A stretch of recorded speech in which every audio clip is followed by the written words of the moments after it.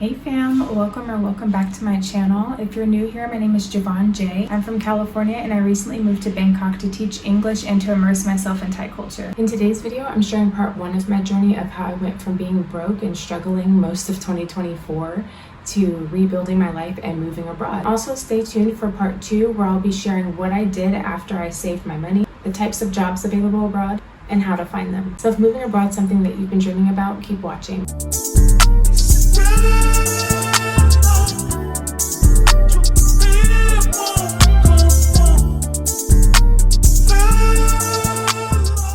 So I actually started my journey abroad in September of 2023 when I moved from Los Angeles to Guadalajara, Mexico. I had been unemployed for over a year at that point, so my money was definitely dwindling. It got to the point where I was paying my rent with a credit card. I had a very high credit limit because I had a good credit score then, and I was like, you know what? I gotta get out of here and I gotta figure out something. So I was doing my research. I looked into Mexico. Obviously the cost of living is lower there than it is in Los Angeles or anywhere else in California. I was just tired of the rat race of living in America. I just got sick of the hustle and bustle of that, and I just wanted to experience a more cultured and calm lifestyle. That's the way I saw it. I sold all my furniture, which was fairly easy. Shout out to OfferUp and Facebook Marketplace. But I sold all of my furniture. I sold my car, which was a 2010 Nissan Sentra, so it wasn't worth a whole lot, but I sold that. And I was also able to fund my time there from when I moved out, getting back my security deposit. So that's basically all I was living off of, which was just a couple $1,000s. It wasn't much. I was just really just taking a leap of faith, and I thought I had the mindset of I'll be able to find a remote job while I'm out there. So I wasn't really stressed about it. And of course, hindsight's 2020, right? So looking back at it now, I know that I should have made sure that I had a secure job before I went out there, but that's life. We make mistakes and we learn our lessons, so it's okay. So while I was there, I was changing Airbnbs every week. There was one Airbnb that I stayed in for 4 weeks, but other than that, I was just switching out Airbnbs.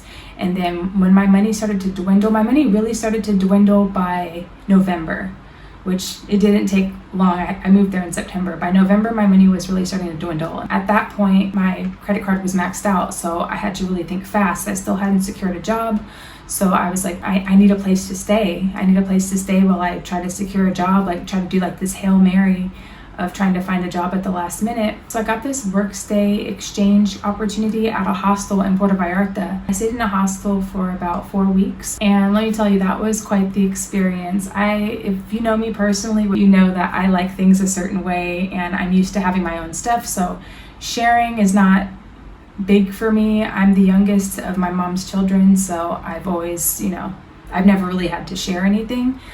So to go from that mindset to now sharing a room with strangers, I'm sharing a room with like 4 or 5 different volunteers that were switching out, and realizing like, wow, you're actually homeless. Like, you're staying in a hostel right now. The hostel had a ramen place downstairs. So I was a dishwasher. I would do that, I think 4 days a week. I think my shift would be about 4 hours. So I would do that in exchange for accommodation. I actually vlogged during that time. So if you scroll down on my page, you can actually see my vlogs from Puerto Vallarta and Guadalajara. So you can kind of like see the chronicle as it's happening. And then after that, I took on a cleaning job. It was less days a week. I think I was only working 3 days a week, and the shift was 5 hours. And while I was struggling, I still made a lot of memories, and I feel like I learned so much about myself during that time. It was so transformative for me. I don't think I would be the person I am today had I not had that experience, honestly. So even though that was a tough time for me, I don't regret what I did. The only thing I would do differently is make sure that I had a job secured at the time. But other than that, I don't look back at that time as like wasted time or something that I should have never done. Like, no, I got to experience so much. So by the end of December though, I had less than $100 to my name. Yeah. And that was with me budgeting and stuff. I wasn't like out there partying, spending money. If you look back at my vlogs, I wasn't doing anything that was expensive or anything like that. It just, money goes. So at that point, I called a family member and I just let them know, hey, I'm really struggling right now. Would there be any way I could stay with you for a little bit? And let me just say that was very humbling for me to go from like really enjoying myself, immersing myself in Mexican culture to, oh, I have to go back to my hometown, which is Sacramento, California. I am grateful though that this family member did open their doors to me and let me sleep on a couch, which I mentioned briefly about in my last video. I will link it somewhere up here. But I had mentioned briefly that I was sleeping on their couch in a room with no doors, so no privacy. Yeah, so this is the end of December. So I rang in the new year, 2024, basically homeless. Not basically, I was homeless. I think when we hear the word homeless, a lot of times we associate that with somebody sleeping on the streets and panhandling, asking for money. And of course it can be that, but it can also be couch surfing. But yeah, the environment was not good for me. They had their own issues that they were, I want to say working through, but they actually weren't working through it. So the environment was just not, it was toxic. I'll just keep it at that. It was a very toxic environment to be in. The only thing that kept me going was therapy, and the family dog very much was a support animal for me. I think we were both supporting each other, to be honest. But yeah, those two things, therapy and the doggy, they kept me going. So yeah, shortly after I got there, I actually secured a job. It wasn't anything major. It was a fast food place. I hadn't worked fast food since I was 16. So to be doing it again at 31 at the time was like, I think the word humbling is going to be used a lot in this video, but yes, it's extremely humbling to have to do that. And plus you're working with people that are way younger than you. To be at a job that I couldn't stand and couldn't wait to get off of, but then also not wanting to go back home because of the drama that I was dealing with there was just like, I feel like I have nothing. I feel like I have no outlet. I feel like I have no escape. And I also quit my job in March just because I had enough. So I would say things probably started to come to a head by around April. So by May 1st, I packed up my stuff and I left, and I actually moved in with my mom. I was freshly 32. I got a job working as a receptionist at a lash studio, and I was able to use that money and save it up. My mom wasn't charging me any rent, so that was very helpful. And while I was doing that job, I was just thinking, what's next? Like I had caught the travel bug. Like me going to Mexico was just me kind of dipping my toe in the water of what life outside of the US is like.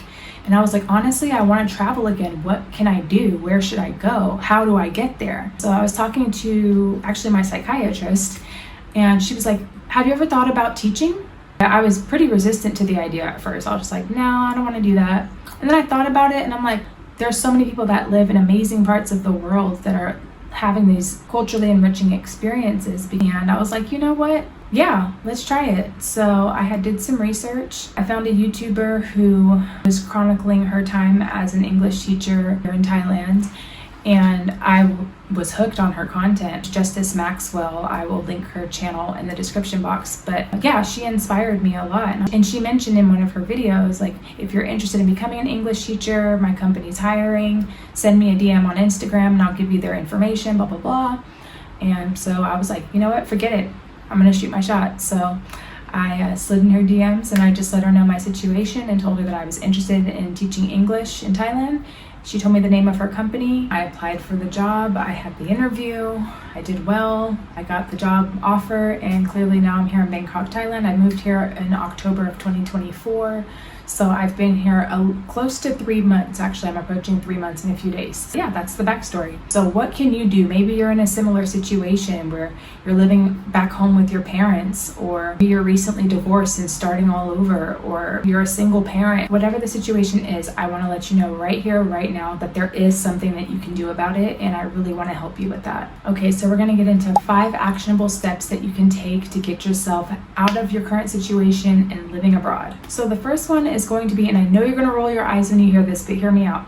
The first one is going to be live below your means. Cue the eye roll. I know you don't want to hear that. I'm not here to tell you don't buy your coffee every day. If you want to get that $5-6 coffee, you get that $5-6 coffee. Absolutely. But yeah, live below your means. So what does that look like?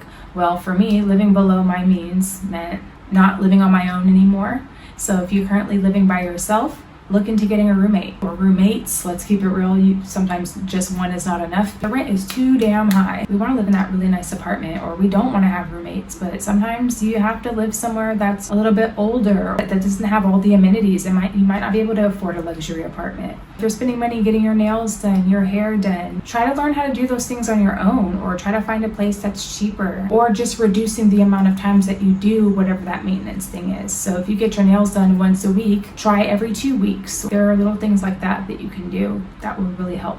Number 2, now not everybody will qualify for this, but I do think it is worth mentioning, and I would definitely be remiss if I didn't, because this is something that I used, and that is getting government assistance. When I was going through my whole situation, I had EBT, which is food stamps, which was very helpful. I was also, for government assistance, I was on Medi-Cal. So Medi-Cal is basically the government assistance program for health insurance. It did not include dental, but when I was living in Los Angeles, I actually found a free dental clinic. In Beverly Hills, of all places, I found a free dental clinic. So I got my cleaning and I got all the fill-ins that I needed. Definitely do your research and look into dental clinics, dental and health clinics. And don't feel ashamed to get help. Honestly, the way things are now, take advantage of every resource that you can. It's there for a reason, so utilize it. Okay, number 3, consider bankruptcy if necessary. I know the B word is very scary. Granted, I'm not a financial advisor, so do your research and talk to a financial advisor if you feel like that's necessary. But me, I already knew there was no way I was going to be able to make all those payments. If you don't want to do bankruptcy, you can also look into making payment arrangements with your creditors, but I was past that point even where I couldn't even make those payments. So bankruptcy was the only option that made sense to me. I filed Chapter 7, and that does stay on your credit report for 7 years, which, to be honest, I'm not worried about, because I just see this now as an opportunity. Should I just travel for the next 8 years? Because it's going to be hard to get a place with a bankruptcy on your credit score. It's not impossible, but it's not easy.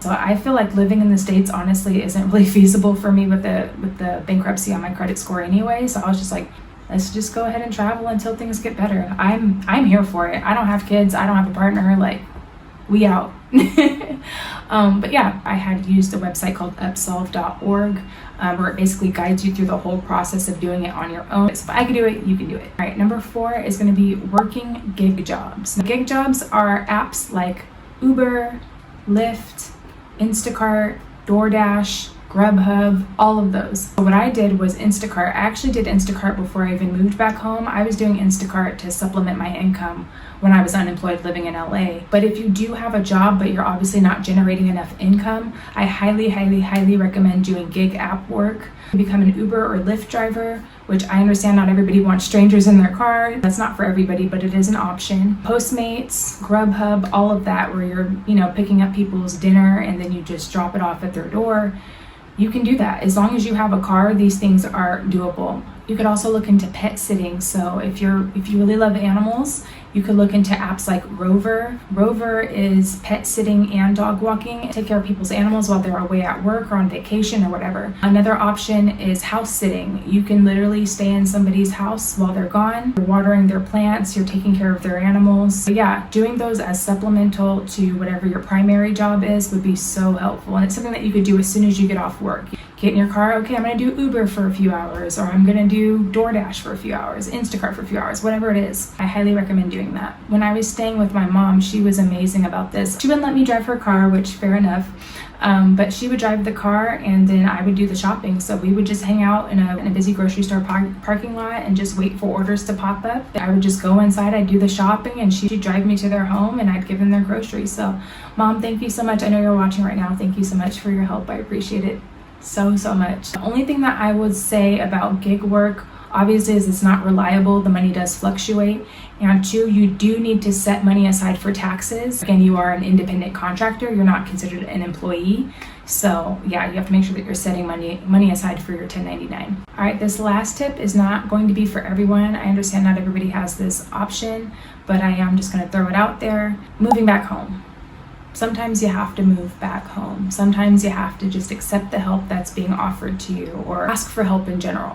I'm so blessed and thankful and grateful that I was able to do so. And do what you can to try to help out in return. If you're living there rent-free, make sure you're pitching in, you're cleaning up, you're helping making their life easier in some way, you're cooking dinner or whatever. And with that, you need to set a time frame. You guys both need to sit down and set a timeline for when you plan on moving out. So let's have a 3-month plan, a 6-month plan, a year plan, whatever the situation is, whatever you guys agree on. But make sure that that's discussed beforehand, because you don't want to be in a situation where you feel like you've worn out your welcome. Now, if you stayed watching up until this point, I do have a 6th bonus tip.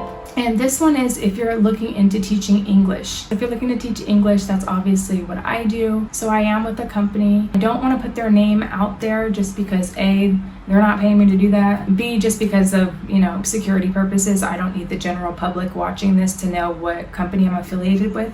But if you are serious about becoming an English teacher, I can give you the name of the company I'm with. I will say the company I'm with honestly is awesome. Being a teacher, you don't have to have any teaching experience. All you need to have is a bachelor's degree. You can have a bachelor's in any field. You can also work on getting your TEFL certificate, which is teaching English as a foreign language. I actually found a course for $19 on Groupon. I will link it below. It's not necessary to have a TEFL certificate with the company I am with, and it just kind of gives you a little bit more of an edge over the competition. So if that's something that you are interested in, I'm going to ask you to send me a DM on Instagram or TikTok, whatever platform you're on. I'm on both platforms at Javon_J. I will put it up on the screen and also link it in the description below.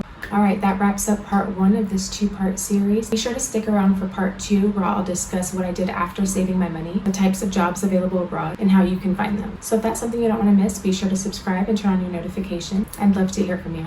See you next time. Bye.